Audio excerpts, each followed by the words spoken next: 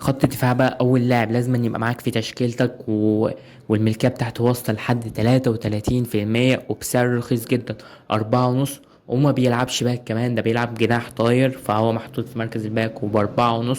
هو من وست هام، وان بيساكا من وست هام، جناح طاير. مساهماته التهديفية وصلت الموسم اللي فات ل7 أو 8 مساهمات.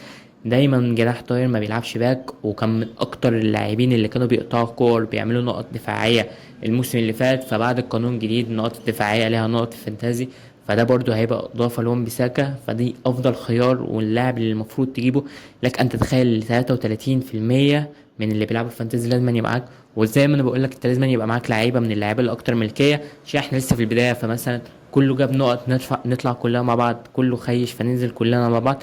بلاش تروح تتحانك وتجيب لاعب نسبة ملكيته 3/10، 2/10، فتقولها ممكن يعمل فارق.